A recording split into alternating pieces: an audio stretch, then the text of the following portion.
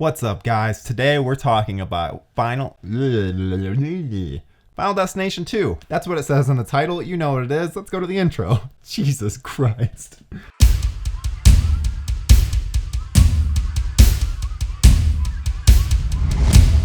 What's up, guys? Welcome back to my channel. I'm Tyler, and we are off to a rough start. So as you can tell, I changed the setup a little more. I'm very indecisive with these things, and I haven't quite figured out how I want everything set up. And plus, I really dislike not using my prime lens because I feel like it's just the images are such softer when I use my other lens just isn't as good. It's really just not. Using prime lens is just the way to go. I can have it at a lower f-stop. There's just a lot of things. That's all this technical bullshit that you guys don't care about because you guys clicked on this video because I'm talking about Final Destination 2. Oh, god damn. Yeah, let's get into it. So I guess another thing is it's weird because all these franchise chats, I always film them all before they're usually even released. So I don't even know the reaction. I don't know if people even care about these, but that's why I do these for the franchises I like. I cannot speak today. This is going to be a tough one.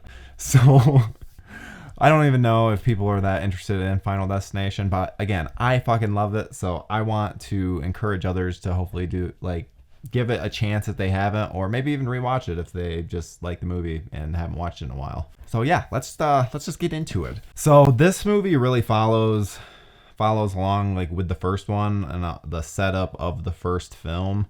It really follows that to a T until obviously it diverts later, but there's even a reason for that. So the movie itself is very similar to the first, including the intro, except the intro is practically a satirized version of the first film's intro. So I never really had a big issue with that intro until this viewing, just because it came off as so cheesy. I think it worked well in the first one, but the items used in this one and just everything seemed so stupid. She has this ominous puppet that's hanging from her ceiling, or it's who the fuck has something like that? They literally just have it because it looks scary and creepy and they can have the shadows moving around it. Just seemed dumb. I don't know how I didn't realize that this was as prominent as it is, but there's a spider that they show throughout that's around her as she's sleeping, and it's a big fucking spider. And nothing ever comes of it, but it's in multiple shots in that intro, and it's even oh, next to her hand, something scary's gonna happen. But no, it's just really, really silly. Again, I don't understand why they did it like that. And one thing I also just realized is I don't have my fucking my blue and red lighting. Oh, today's just a shit show. I don't know. I wanted to film, and now I'm fuck, maybe I shouldn't be filming, but fuck it, we already started this. I'm already ready to talk about Final Destination 2, so we're fucking doing it. But yeah, I really don't like this intro in that it's just not very interesting. It satirizes the first one more than paying homage or whatever the fuck they were trying to do. The first film had a blueprint that they were trying to follow so that then they can subvert things later, but it's done in such a silly way, and I think it might just be the fact that the director doesn't really have much horror accolades. He's gone on to do other films, including another entry in the Final Destination series, but they're always very popcorny and don't really have much of an understanding of what makes horror great, which obviously there's many things that make horror great, but he has just kind of an action director mentality. He's kind of the Michael Bay of the Final Destination series. Yeah, it's just it's not what I would have envisioned for these shots and stuff. It comes off as more corny. However, once we get into the main event, holy shit. The accident in this one is a highway crash, and this highway crash is something that I've loved for fucking ever.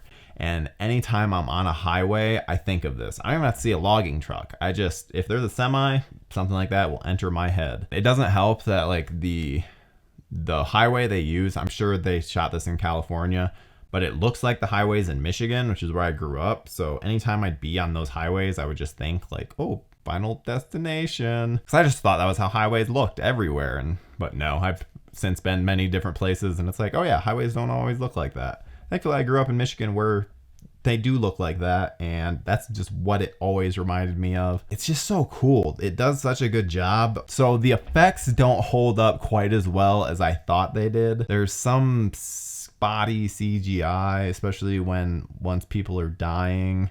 Just becomes a little weird. However, I will say the police officer, he gets killed in such a way that it's like, it's fucking mind-blowing to see, because you get to see like his reaction, and then like the log go at his face without cutting and just fucking starts tearing his face. It's really fucking cool. I think then it cuts shortly after. Obviously it's just like his reaction transposed in onto like the dummy area, and then they add like all the blood and all that. But it looks fucking sick. It looks really cool. Unfortunately though, they just try to do too much like later on. All the practical stuff in the sequence looks just fucking awesome. I don't know, it's just great. And by the way, one thing that like in the build up to the accident, this girl is the worst driver in the fucking world. The lead just, she doesn't know how to fucking drive. She doesn't, like, at all.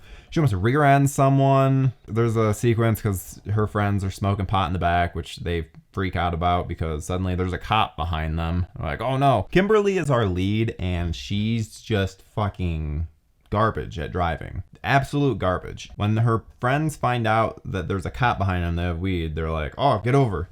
Like, get over into the slow lane. She fucking tries cranking the wheel without even looking. She just like takes direction and is like, oh, I better do this. What the fuck is this? Oh, this can't have anything nice. Yeah, she's told to get over, aka like let the cop pass, aka not have the cop behind them, and therefore like increasing their chances of getting pulled over. She just fucking tries cranking the wheel over to get over, like listening to the people in the back seat rather than, you know, looking around, deciding, oh, I'll wait, get past this, then go. She just fucking tries to go. Almost cuts off this logging truck, which therefore would have, like, that's reason enough for the cop to have pulled them over. Because it's like, oh, this person's doing something suspicious, but nothing comes of that. The cop doesn't even, we don't even get a reaction of like, the fuck, uh-oh, might be a little drinky. Which, by the way, there was a lot of really interesting clues in the first one of like where the Alex sees like signaling that something bad's about to happen. So for this one, Kimberly sees someone driving a beer truck and he's drinking a beer, and it says either please, I think it says please drink responsibly. It might say don't drink and drive, but I'm pretty sure it says please drink responsibly. Yeah, it says please drink responsibly because Kimberly is then like, oh yeah, very responsible. Where it's just hitting you over the head with it. Just like there's a school bus that goes by with like a bunch of football players in it. It's like yelling, pile up, pile up, pile up. It's just fucking dumb. Really fucking dumb. The first one is so smart, and this one just lowers the IQ so much that it's kind of disappointing in just how dumb this takes it. Thankfully, they recover a bit, but yeah, just dumb. Thankfully, though, as I said, the accident is amazing. They have really cool deaths throughout it, and like I enjoy that. But then, even just another nonsensical scene where all the people that were going to be in the accident but saved by Kimberly and her freak out, they're all in this room that then they were getting like interviewed, but then they don't have to be held there, which is revealed later. So it's like, why are they wasting their time there? Are they even listening to this bullshit? Especially they have like this guy that won a lottery, like what's his name? Evan something. He's in the next room over talking to a detective, and they treat it like there's like a one-way mirror, but it's just a window. So like they can see each other, but they treat it like they can't. That's weird. There's a lot of stuff like that in this where it's like, that's just the decision that doesn't need to be made. Like, why not just a throwaway line just saying that they had to be there for a certain reason? But no, they're not. They're just there, which is evidenced by the fact that when one of them's finally heard enough, there's like, fuck this, I'm going, and then they all just go, and it just happens to be synced up with when Kimberly's dad comes, as reminiscent of the first film, except Kimberly's dad is the only one that shows up because everyone's fucking a grown-ass adult and doesn't just have like, oh, my family will drop everything to come pick me up from a police station even though I'm perfectly fine. Like, oh, it's so stupid. It's like they're trying to carry over stuff from the first film without thinking about why those events like happen the way they did in the first film. So it's just stupid. Then we get into the lottery winner, Evan, whatever, goes through this kind of like Miss Luton level of kill where it seems to just be like, whereas in the Luton kill in the first film, as I went in the last video about, it's more like Death is trying over and over to try and get them, rather than like, oh, this is gonna set up this, which will set up this, which will set up this, which will end in the grand finale. Yet in this one, it really just feels like that, like where it's just setting up these things to try and get him into the position where he's out, slips on a banana peel and fucking falls down and fucking gets impaled. I don't like it. I would prefer if it was more of, oh yeah, oh, Death almost got him there. But it's like, no, this one, it feels more of, oh, it's setting up all this stuff, which again, just not really into. But the death itself is really cool.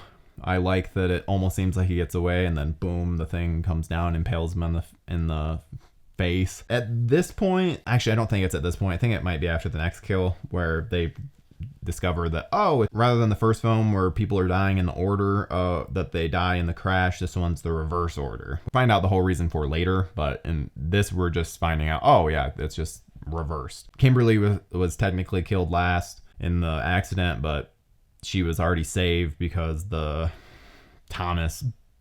Officer Thomas, whatever, his first name's Thomas, Officer Burke, I think. He pulls her out of the way, which then skips her, so then it goes on to the next, and the next, blah, blah, blah. I don't like how they did that one, but I did like the next death, which, okay, I'll just say right now, I'm just gonna essentially be going over the deaths, and then I'll get into, like, other reasons, because this film is just about the deaths. It's just setting up death, like, the next death piece. This one, it has it's like the mom and the son goes to the dentist's office, which has a lot of cool moments, and this also kind of goes more with the first one, like the idea of the first one, where it's more Death setting up these things to try and get them, but then he's like thwarted by outside factors over and over, and then finally he's able to get it with the pigeons fucking up the essentially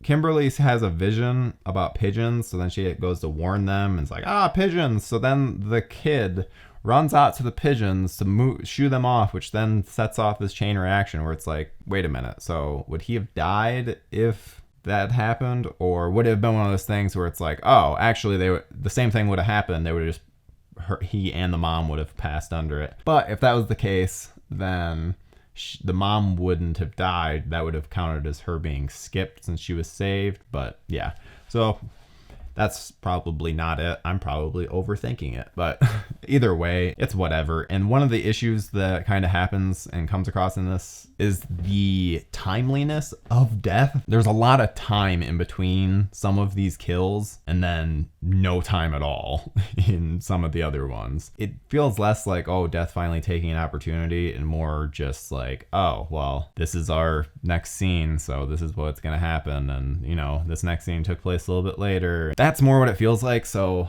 again, I just go back to this just has a lot lazier writing than the first, which makes sense because the first one's an original script. This one is more just trying to go off of the success of the first film, which, I mean, they hired a popcorn action director for it, so that's it. It's in line with that kind of thinking. God, I'm really not, I didn't, you know, when I watched this time, I was kind of like, shit, I really liked this movie before, and I don't know if I like it as much these days. It's probably my least favorite next to the one later on. I'll let you know when we get to that. Can't keep spoiling these goddamn things. So everyone finally, after the death of the kid, they're like, oh, well, this actually seems viable, and this seems like a thing that's happening. So they like all meet up, and then this is, I don't know. It's just not what I want out of these kinds of films. I don't need this kind of journey. It just feels weird, especially when, okay, we get Clear Rivers introduced back from the first film, which we're also told that Alex died from a fucking brick falling off a building. Great fucking off-screen death. All because I assume he didn't want to be in the film. Pretty sure I read that on IMDb, where it's like, what? I'm curious if that means that if they already knew that before the script was written, or if Alex is supposed to be a different character that's in this. Either way, I don't like that at all, because Alex is such a strong character in the first, so killing him off in such a dumb way just doesn't work. Especially since Clear in the first film has their issues, but for the most part it's well acted and works. Holy shit, is this, it's almost like it's from a whole like totally different actor. Ali Larter gives probably the worst performance of the whole franchise. She is hams it up and does such a bad job. Such a bad job. Now, even when I did like this film, this was always a sore point that kind of stuck out to me in a weak spot, in that her acting is just fucking awful. Just awful. I don't know if it's just because she was more in a comfortable zone in terms of, because she had done like Jay and Silent Bob Strike Back, and she had been like getting all these roles where it's like maybe she just didn't care and was just stopping in, rather than the first film where she was more young and hungry. I don't know what the deal is, but it's not whatever it is that she's doing, it's not good. Just not at all. Like, very, very disappointing how bad she is in this film. Because, again, the character is good in the first one, while, again, still having issues. Watch the last video if you want to see the issues I had with it. But, yeah, I'm just not into her performance, especially that. Damn, God, I'm trying to think of any time that she does okay, but every single fucking line she delivers is awful. Absolutely awful. Oh, God, yeah.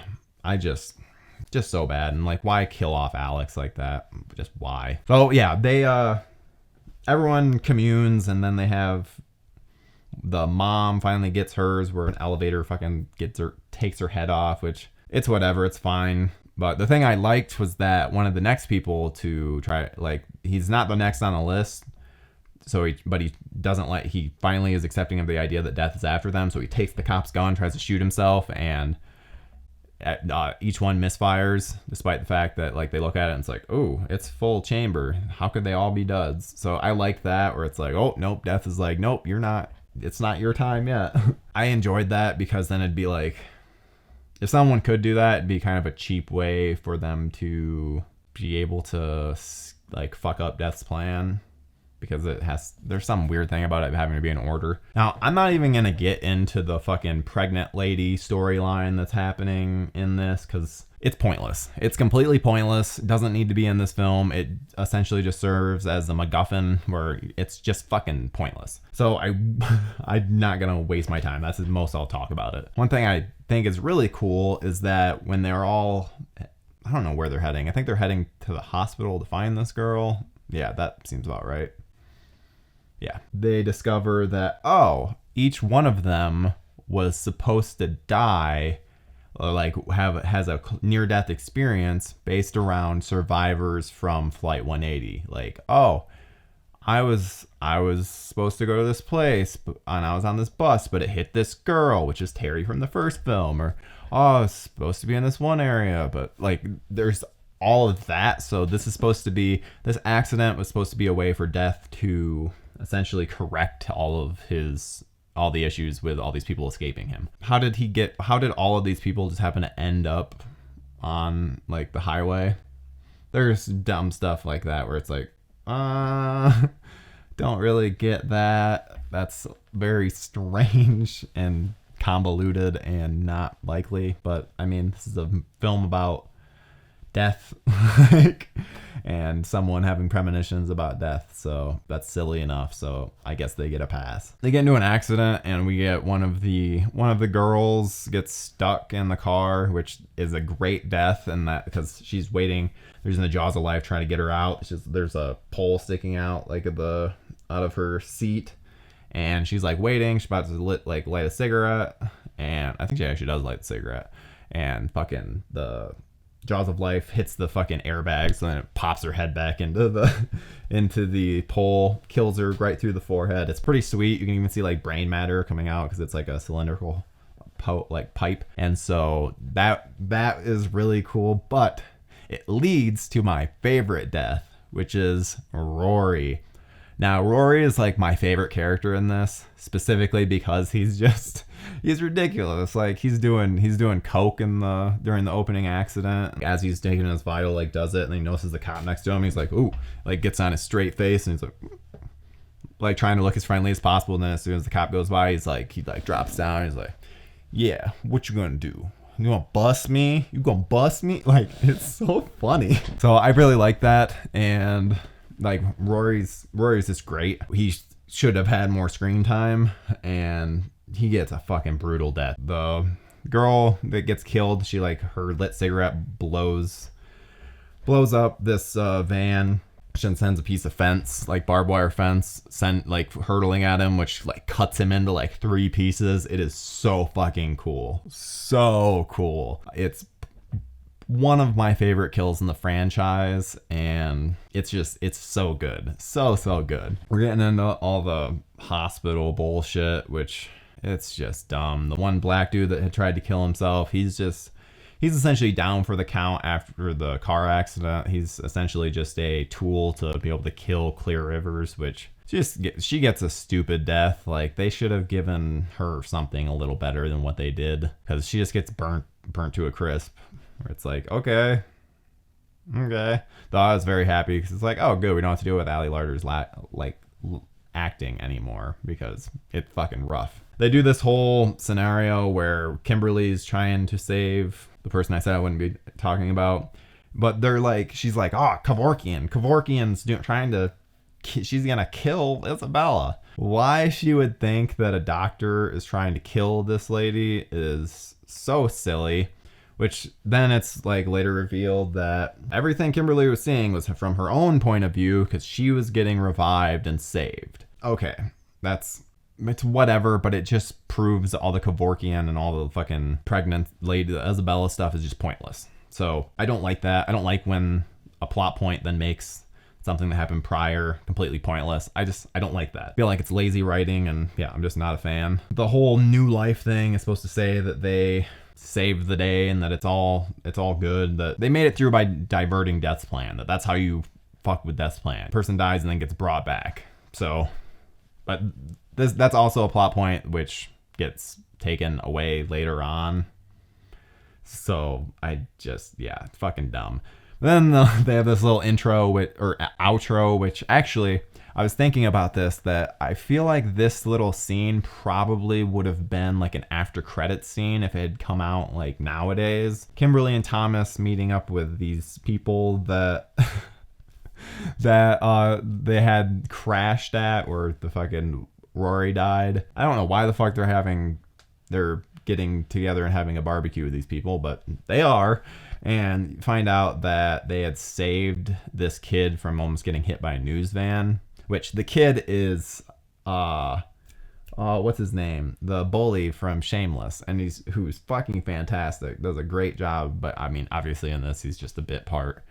But then they're finding out that they had saved him, so then he fucking blows up at the barbecue. Which I don't know, that seemed lazy. Like, at least show something happening. That was just for shock. Which, again, that's a horror movie is like telling a joke, in that you need a setup for the punchline to work, and that is literally just the punchline. Where you're like, well, why is this supposed to be cool? So a little bit of setup would have been nice on that, and they go for a shocking moment, and it just kind of seems silly. Spoiler alert for some of the next films. I'm not sure which one it's revealed in, but they do reveal that like the whole trying to new life, blah, blah, blah, skip death doesn't actually work, and that Kimberly and Thomas die again off screen, because that's what they do in this series until that they discover that that's not a good idea, and therefore have to just kill everyone off at the end no matter what. Because, again, spoiler alert, that's what happens in all the other ones. So, but that's just this trying to follow the first film even more so. But this also kind of sets a different precedent. They get away from it a little bit in the third one because the original creators come back, but then the series goes back to the Final Destination 2 way with the fourth film because it's directed by the same guy. So yeah, it takes a bit of a detour, but that's okay. That's what we're here for, is to talk about Final Destination and all the things we like and don't like about it. I hope that you guys enjoyed. I love this series. It's just amazing, and I can't wait to talk about things for next week because I fucking love Final Destination 3. I know. Shocker. Absolute shocker. I think that it's a lot of people's least favorite in the series, but I love it unabashedly. And this is also, I'm filming this before I've rewatched the film, and I've watched the film a lot, but I'm really kind of concerned that it's going to be like Final Destination 2, where I'm like, ooh, I'm finally seeing the issues. I've watched it with blinders for so long, but I don't know. We'll see what happens. I'm looking forward to it either way. I hope you guys are too. And yeah, we'll see you next week. Hey friends, be sure to like, comment, subscribe, all that good stuff, and check out this video that YouTube thinks that you would like.